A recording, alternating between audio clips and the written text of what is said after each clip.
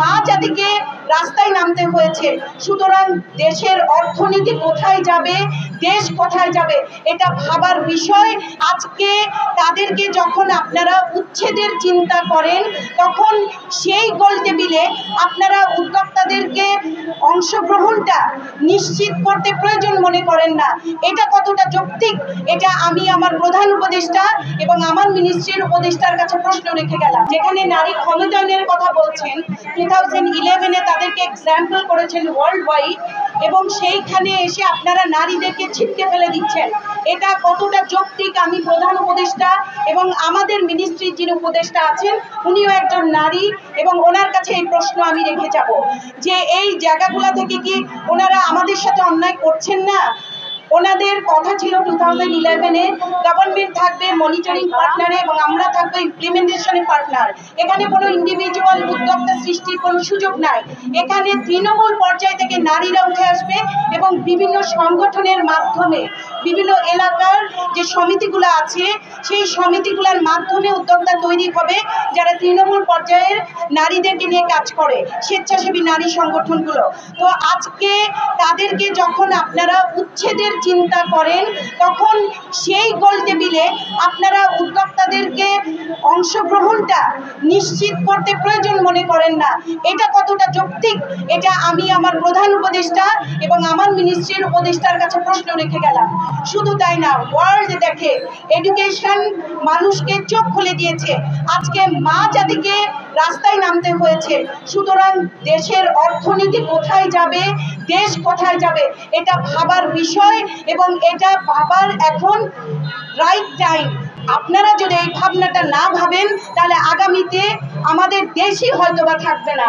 সুতরাং অনুরোধ করব, বিশেষভাবে অনুরোধ করব, sustainable development agenda for development বলে আপনারা যে সিগনেচার করে এসেছেন সেইটার সম্মান রাখবেন।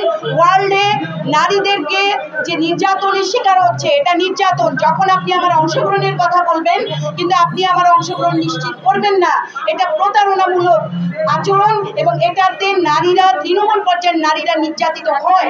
সুতরাং সেই দিক বিবেচনা করে অতি সত্বর আপনারা আমাদের সাথে বসুন এবং এই সমস্যার সমাধান অনতি বিলম্বে করবেন।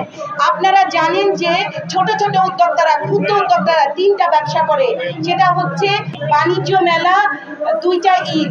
সেই ঈদের আগে 7 দিন আগে আপনি উচ্ছেদ করেন, এই সিদ্ধান্ত আপনারা যে নিয়েছেন সেখানে কোন উদ্যোক্তা বসেছিল, কার অংশগ্রহণ সেখানে নিশ্চিত করেছেন? কারণ উদ্যোক্তাদের অংশগ্রহণ নিশ্চিত করে আপনাকে যে কোনো সিদ্ধান্ত নিতে হবে।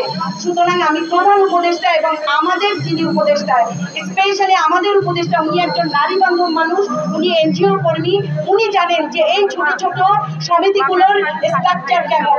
কারণ আমাদেরকে দিয়ে আজ পর্যন্ত কোনো ইমপ্লিমেন্টেশন গভর্নমেন্ট করায় নাই, যেখানে নারী উদ্যোক্তারা আমরা তৈরি করার জন্য আসছি।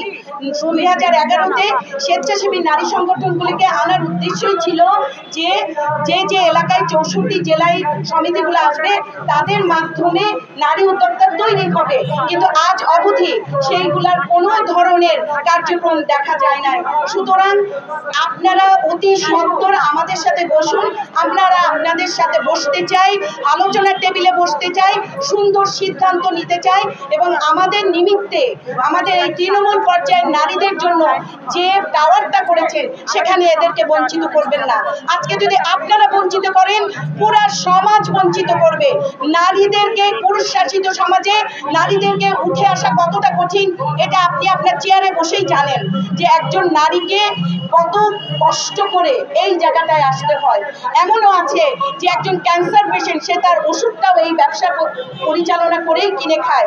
এমনও আছে যে তার সন্তানকে বিধবা, তার শরীরে, তার বাসায় যে হাঁড়িটায় চাল ওঠে সেটাও এটা ব্যবসা করেই পরিচালনা করতে হয়। সুতরাং অতি সত্বর আপনারা আমাদের সাথে বসবেন, আমাদের সিদ্ধান্তে গুরুত্ব দিতে হবে, আমাদেরকে আমাদের টাওয়ারে নিতে হবে, এটুকুই আমাদের দাবি। আমরা অনেক বেশি কিছু দাবি করি নাই, আমরা আমাদের টাকা ইনভেস্ট করে ব্যবসা করি। শুধু আপনাদের সহযোগিতা আমাদের কাম্য।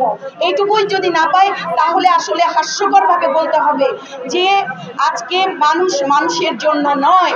সুতরাং আমি বারবার একটা কথাই বলবো, প্রধান উপদেষ্টা এবং আমাদের যিনি উপদেষ্টা আছেন বলেছেন আপনাদের প্রতি রেসপেক্টফুল হয়ে যে আপনারা অতি সত্বর আমাদেরকে বসেন এবং আমাদের সাথে যে অন্যায়গুলো হচ্ছে আপনারা এটা বিবেচনায় নিয়ে আসেন।